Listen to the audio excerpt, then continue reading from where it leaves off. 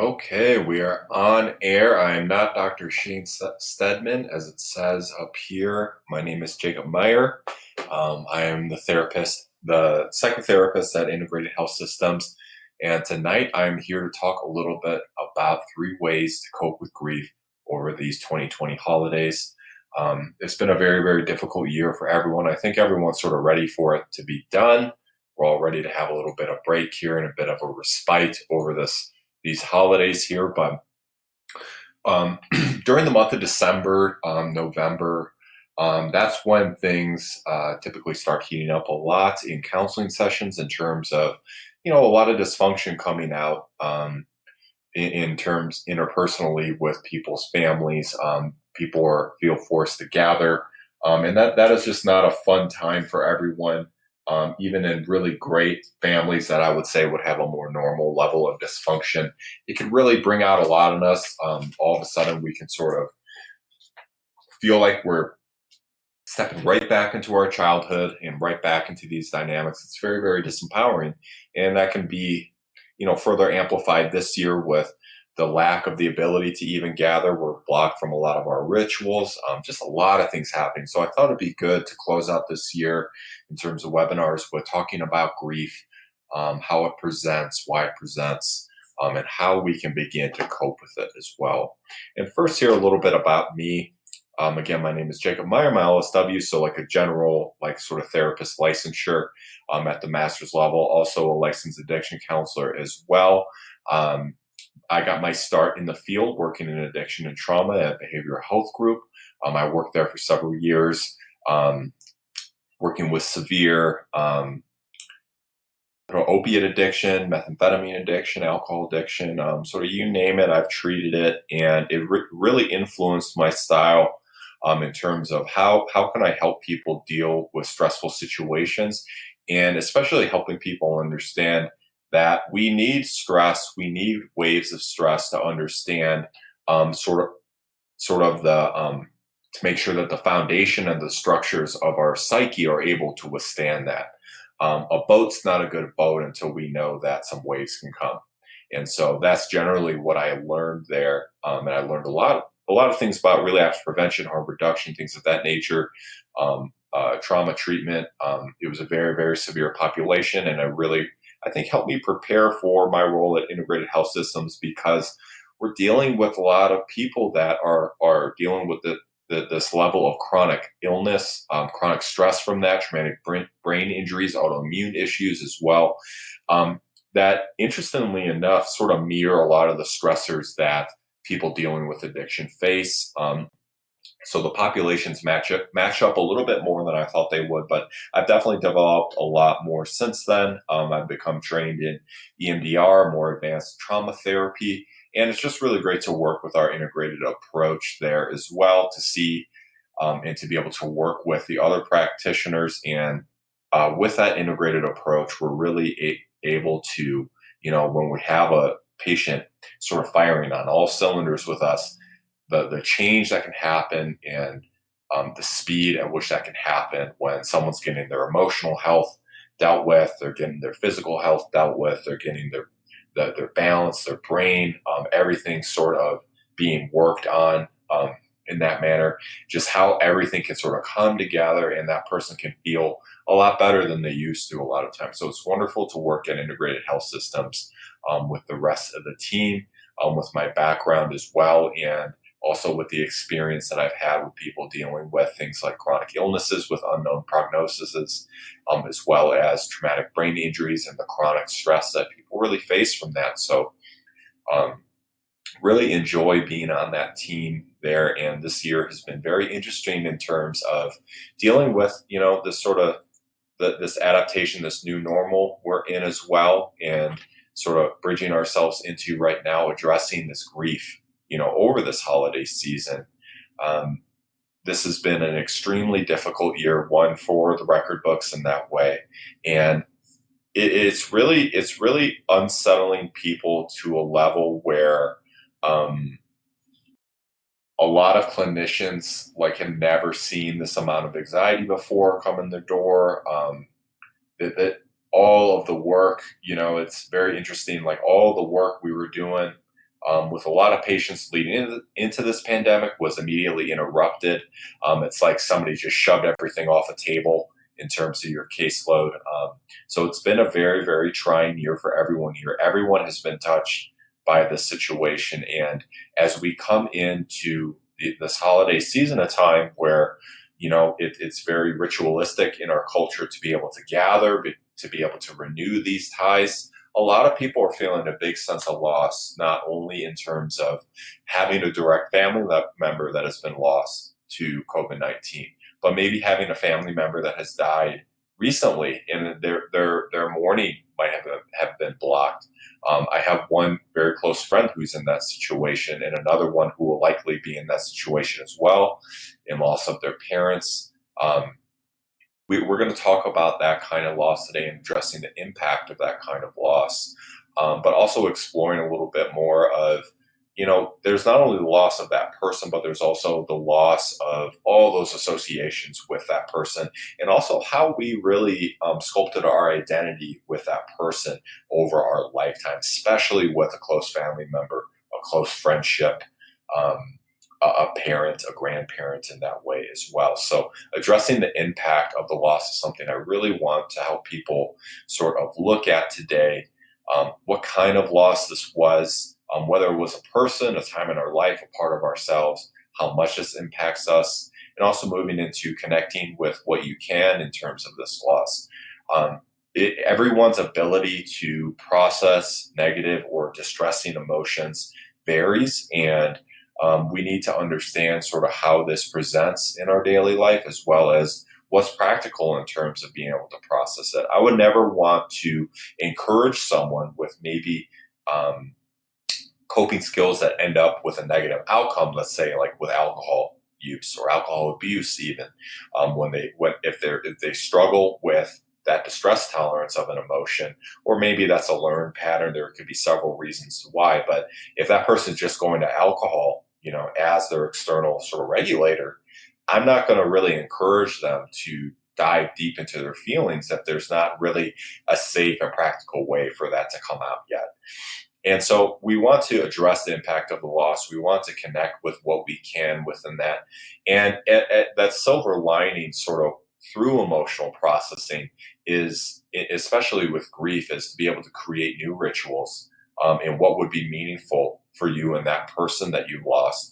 And also looking to our loss for that sort of source of inspiration of how we can take something that has happened to us, process its impact on us, connect with that, but then also how can we sort of create something new out of it, something intentional, something conscious, so we don't feel like something has been taken. We can feel like we've created something in the face of that as well, which is a very good thing to be able to get to, but a very, very painful thing as well. And so the first sort of thing I want to cover here is just addressing this impact of the loss. I'm just pulling up my notes here. Okay, wonderful. And so to help us sort of understand this is like, what kind of loss have we suffered here? And just a little bit about some of the basics of the grieving process. It really depends on the person and how far out the loss was from that person. But grief sort of affects everyone in different ways. And I sort of treat it with a more mindful approach of, sort of these waves are going to come. We're going to change our relationship with that over time. And we need to be able to feel what we need to feel as it comes, and and we need to be able to flow and be dynamic with that. The more time we spend trying to control or clamp things down, is the more time we're sort of spending interrupting that natural process. And we really want to embrace those times, like at a funeral, at a celebration of life, at a receptions, where people are really gathering to face and as a group sort of address this, loss with each other. We want to embrace those moments and feel those difficult emotions in the safety of our community in that way. And so grief really, I could probably do several webinars just on grief itself, and I'm no expert in grief whatsoever.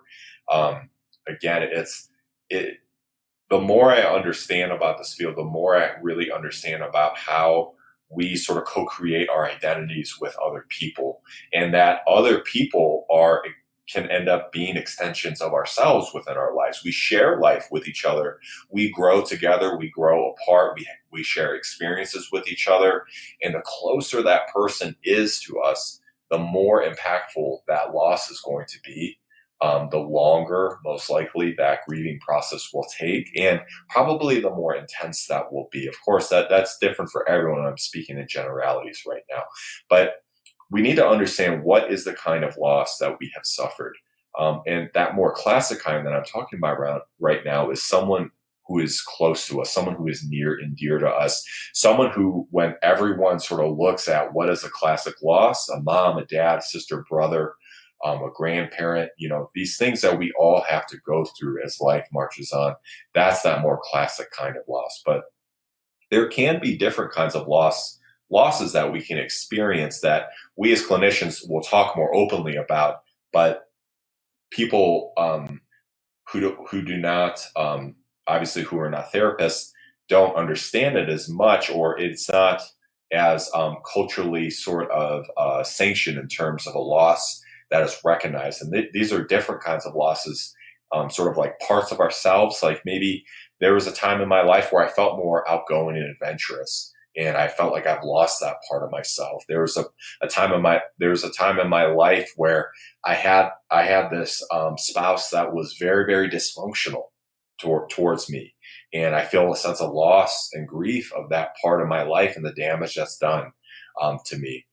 A lot of people that I treat, a lot of people in general deal with the kind of loss of having a really dysfunctional childhood that they were never really able to celebrate properly. They've become more aware of that as they've gotten older. And whenever they step back into those dynamics, it is extremely activating to them. It is very distressing. It's very disempowering. It causes them to shut down, to feel depressed, to feel anxious about going back into that. And they can feel like this time is not mine. I'm sort of forced into this time as well. And there's also the loss of what we're all experiencing currently of not really being able to gather, not really being able to travel, um, not really being able to renew those rituals and those times where we can come together as a family and renew who we are together and observe these traditions, and to have that sense of family connection, that is so vital in the modern time because families are living so much more disparately than they used to be. I have two siblings in New York, and I have a sibling in Ohio. I have a sibling in St. Louis. I have a sibling in Chicago. My folks move around. Everyone is sort of that's a much more common family structure than what things used to be, of everyone being included in the same area or at least the same state. And so moving on from that, of trying to ask ourselves that question, well, what kind of loss am I really dealing with? How is this a close person to me? Is this a time in my life? Is this my inability to gather? Is this a loss of this year and all the progression I feel like I was making in my life? And we can start to understand, if we can start to move towards what kind of loss we've experienced. We can start to understand, what is the size of this impact on me? How big is this felt emotion that's happening inside of me right now? And utilizing these descriptors, like how big is this emotion and what is the feeling type? Does it take over my whole body? Does it feel bigger than my body? Does it feel like in a certain spot? Is it stuck in my throat? These are all just examples and descriptors of how we can begin to map out and become aware of this felt emotion. Because if we could become aware of that, how this feels in our body, how this interrupts our normal functioning, we can start to understand and sort of start to flow with and influence. Okay, when does this show up? Why does this show up? How big is this? Does this just sort of take me over for the day? Am I able to move through this? Am I able to talk this out with somebody? We're just starting to approach this. And what kind of loss is this? What is the size of this feeling?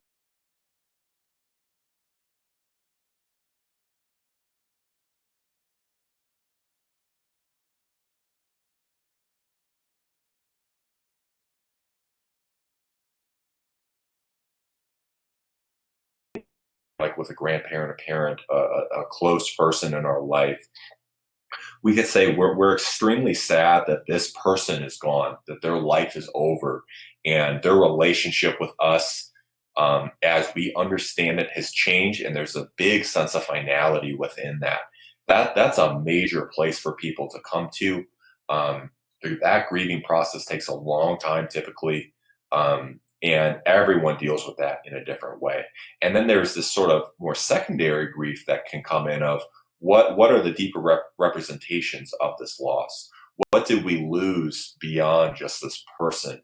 Did we lose activities with them? Did we lose rituals? What did this person represent to us in our life?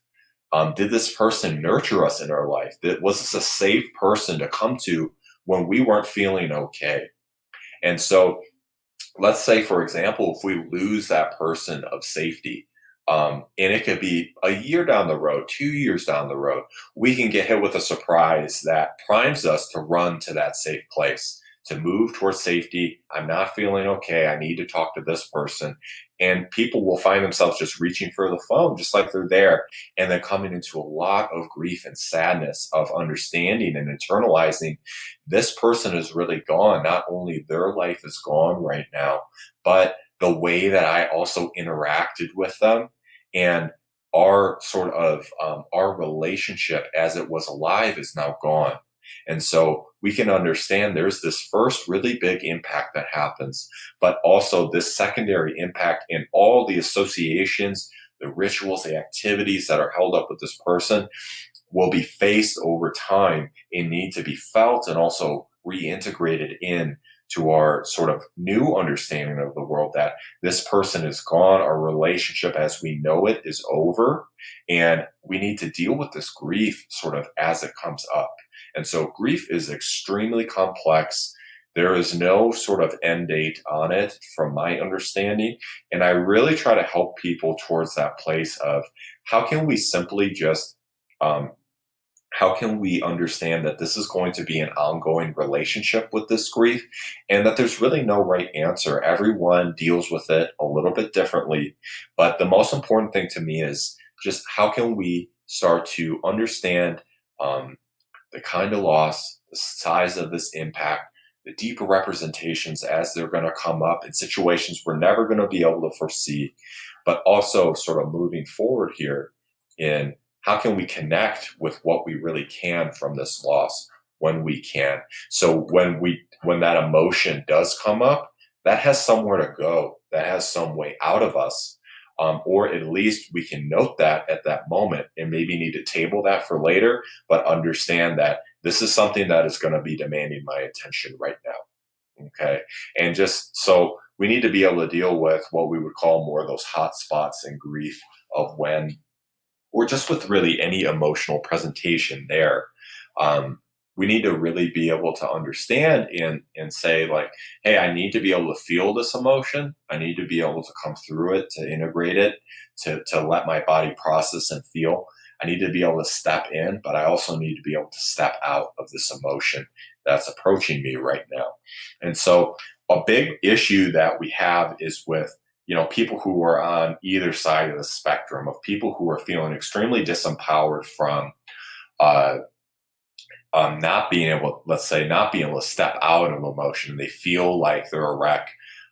They feel like they disintegrate under when this grief comes, when the sadness comes, with these internalizations of this person is really gone, and this new wave of sadness coming with that. And they feel like they just fall apart within that. That person is not really able to step out of their grief. They're not able to ground themselves, and they're not able to display ego strength or distress tolerance that would be helpful for them. Let's say if they're like going to work and see a billboard that maybe triggers a memory. Another side of that is people who are not able to step in and connect with those emotions. If they have association with emotional expression that maybe lead to feelings of shame, guilt, selfishness, inappropriateness, weakness, we can go all day on sort of those associations. And what can happen with those people a little bit more, which will happen in general if emotions aren't able to flow, is that at some point, these emotions, I always describe them as these are very elemental things that happen to us. Emotions are like waves. Emotions are like the sun rising and setting. There is no real control that we have over them. There's only this sort of illusion of control. It's sort of like running water through a pipe. If there's enough pressure in that pipe, if enough water keeps coming through there, at some point that pipe is going to burst. And some people have some stronger piping. They have very high distress tolerance. They're low in their emotional reactivity. Um, they could have had traumatic experiences that caused them to shut down in their emotional presentation and have a pretty flat, affect and presentation out in the world. Um, and there are people that are just able to sort of clamp things down. And to those people, I say, like, that's a really great thing to be able to do. That's very functional. But again, emotions are always going to be stronger than we are. And at some point, you might experience a rupture, and that is a really, really big difference of if we're able to choose and be more okay with having that kind of disempowering sort of experience of an emotion coming in us, sort of taking over, versus us not being able to make that choice. A sort of an emotional rupture that can happen during a meeting is very, very different at home with a very close person that we're allowing ourselves to sort of step into that. And so we need to understand with these sort of principles of it's important to be able to step in, but it's as important to be able to step out. And what can be helpful is to sort of start moving towards that is like, how do we find our basics with our coping skills? Do we have like positive distractions or negative distractions that we use? One of the most common things that people use to change sort of the channel within their psyche, within their emotions, is to literally watch Netflix, watch TV, watch fun media that sort of gets their mind away from it. That we could label that as more positive or neutral distraction. That can get negative if we're not feeling it. But some people, like I said before, might go and take a drink, when that happens. Or a more positive one might be, feel really disempowered. I've been in this emotion for a little bit. I need to step out. Maybe I should go take a run. Maybe I should do a little workout. Maybe I should do a meditation. Things that I can do to help myself cope and step out with this. But this right now is just to know, well, what are my coping skills right now? How do I deal with negative emotions? And if a lot of those things are maybe on the negative list, or at this time of year, perhaps the naughty list, I'm sorry about that. That was terrible. Um, then we might need to gauge like what coping skills might work for me. What do I need to do to work towards that? And another thing with being able to use coping skills is to identify who are those safe people in my life. Is there a safe person in my life that I can go to and connect with if I'm feeling states of grief? If I'm not feeling okay with something, if I'm not feeling in control, and if I just need to maybe process something with that person? Is there someone we trust from our childhood? Is there someone we trust at work, we trust at home? Is there someone we trust within our family that we can go to, be vulnerable, feel disempowered, but to be okay and to be helped in co-regulation with that? And so if we're not balanced in this principle, again, we can feel numb, we can feel shut down if we're never able to step into emotions, but we can also feel really out of control if we're not able to step out of the emotions. And what we want to understand as well is, how does this present in our body? Just sort of like in the last slide, talking a little bit about how big is this emotion? Where is this emotion in my body? What's the feeling tone of this emotion? Is it spiky? Is it hot? Is it cold? Is it heavy? Is it tight? That felt sense in our body is very, very important to understand that when this sort of somatic, this body-based presentation sort of fires, I know this is when the sadness, this grief is sort of showing up right now. And we can also start to understand, what are the topics that prime this emotion? And we can search for these associations, so we can start to become more curious about their meaning. And this is just sort of a deeper principle of us understanding, as we can start to utilize emotions as a deeper signal. We can be curious. A lot of times when emotions come, we're just in them in that moment. It can be very hard to um, disidentify, to give ourselves space from it, and to be able to sort of watch ourselves feeling. But we can always utilize emotions as sort of a deeper signal. A deeper message is sort of happening right now. An example of this would be, let's say, someone lost their grandfather who they always used to go hunting with, and that grandfather was very positive towards them, and they nurtured them and they pushed them, they encouraged them, they sort of picked them up when they were down. They set the standard within the family, somebody that maybe was looked up to. This person can find that perhaps as hunting season rolls around again, maybe they start feeling really sad and they don't know why. Maybe those days are closing in, and so we can start to understand, like, I'm just feeling sad, maybe I need to go to that safe person, maybe I need to step in, maybe I need to step out. Um, but if I can understand and start to become aware of that, I can start to ask myself, why am I sad right now? Why is it that I'm sad every time this year? Anniversaries are actually very, very big in the world of grief. Our bodies can sort of understand that I'm coming into this time, this associative time where I have lost this connection with this vital person, this vital part of myself in this world. Death anniversaries are very common, but it would not surprise me if someone were to say every single hunting season I start to get depressed or I start to get sad. It's really hard for me to go out there, or I had to take a couple years away from it because it's too much. Just a little bit of an example there of how grief can be very associative in what they're tied to with that person, but also how we can utilize that as a signal to start to investigate. Well, okay, well, I'm sad every time hunting season comes around. Well, actually, my grandfather taught me how to hunt. He taught me how to shoot. He made me feel very competent as a young man.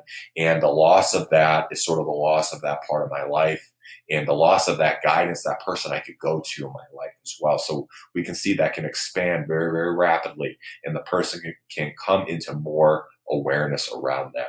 And sort of moving on from that is understanding what are practical changes that we can make. Um, what can we influence or control about being primed with this emotion? And how do we know when we need to engage with a coping skill as well? And so, with what we can control or influence about being primed with this emotion, it can change the experience a lot to understand that. Let's say from this previous example of, if someone is, let's say, watching like a hunting movie and they've lost their grandfather with that deep association with them, it can change our relationship with that experience if we understand going into that movie that, hey, this can be a little activating for me. I'm coming into this, but I'm probably going to be brought back into a lot of that emotional experience.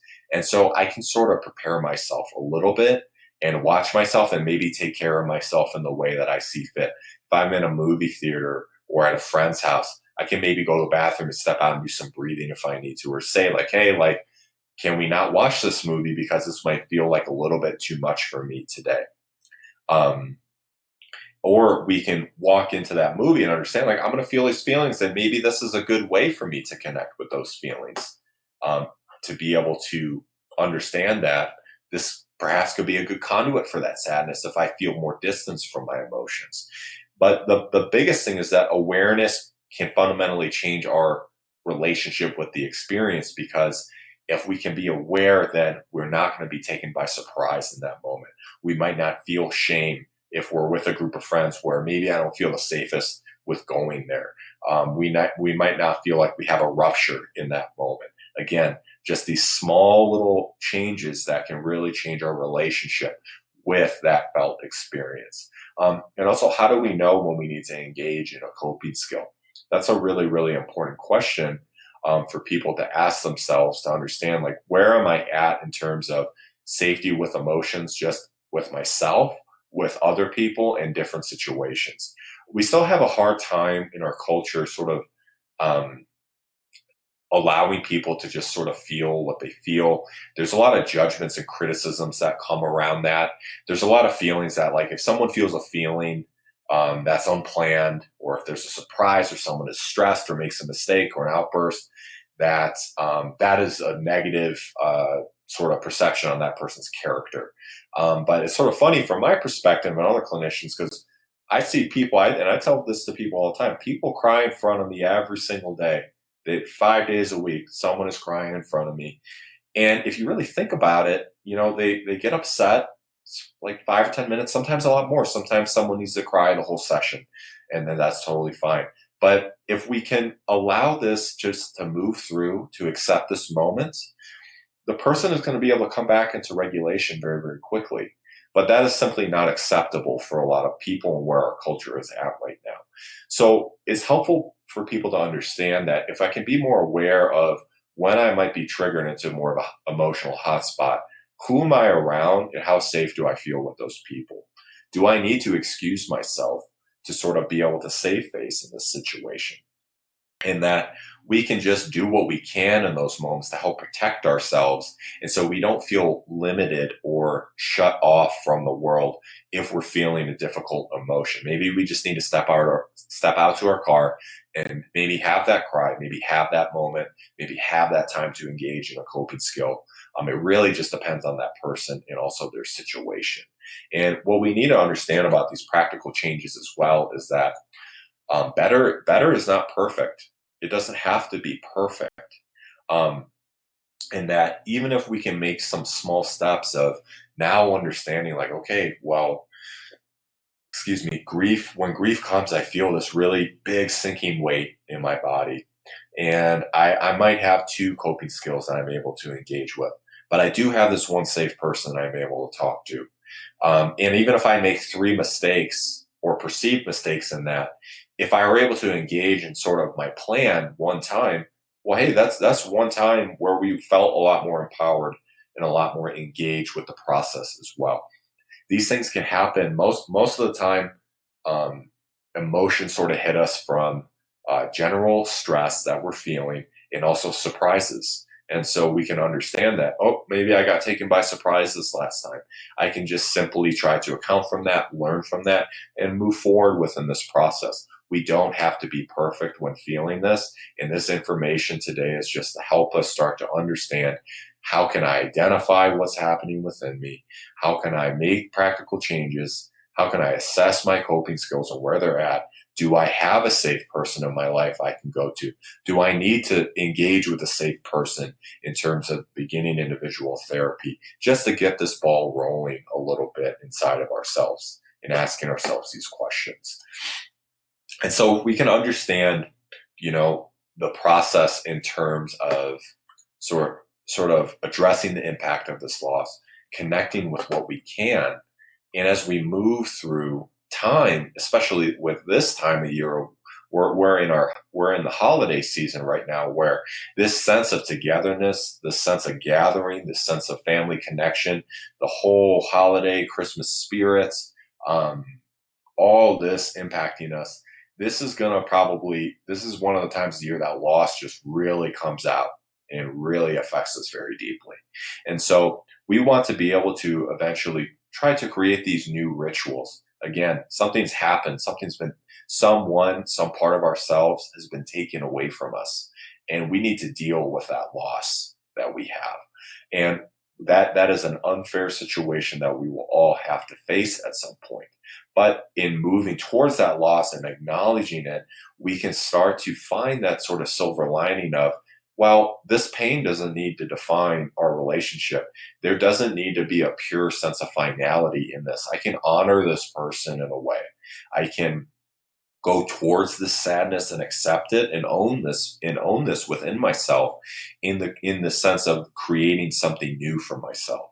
And so we need to ask ourselves maybe some practical questions and steps towards this creation of new rituals, and to ask ourselves what would be meaningful to us, to this person, and what can we pull from that relationship to continue. The sort of running example we've been using of someone who's lost perhaps a very influential grandfather who has helped them hunt through their life.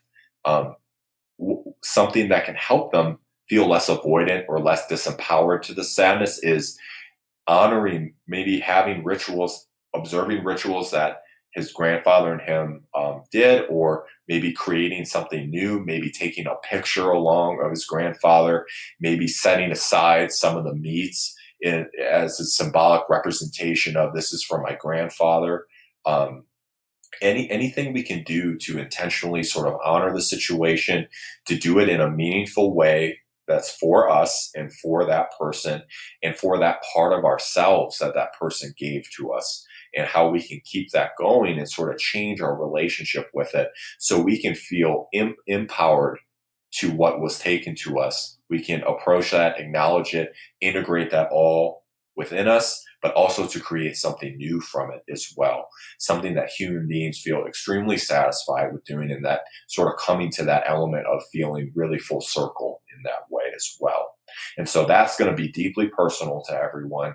But again, if just to understand those dynamics a little bit can be helpful in terms of, if I feel like maybe this is the 15th year I can't go hunting, maybe there's something I need to work through here.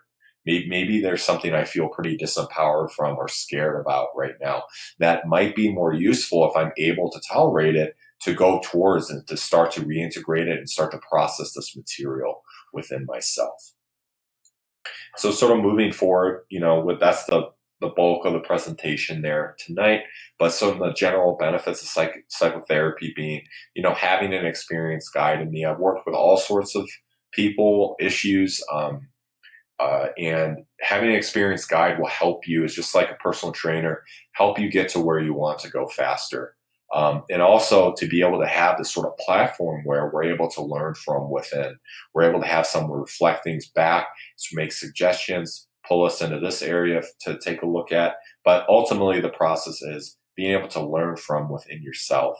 And again, this sort of motif of, I'm really big on like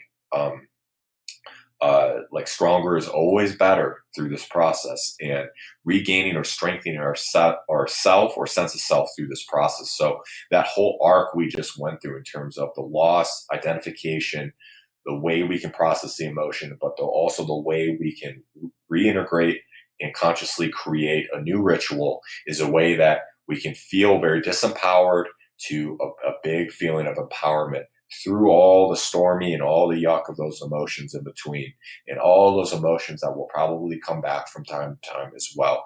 We can feel stronger in the face of that and more steady within ourselves if we're able to move forward through that and to truly feel those deep and difficult parts of the human experience. And so to sort of start wrapping us up here, I'm very frank, that our emotional health is very important. It's very, very hard, because it is hard to come in and talk and to feel very strange and disempowered in front of a stranger.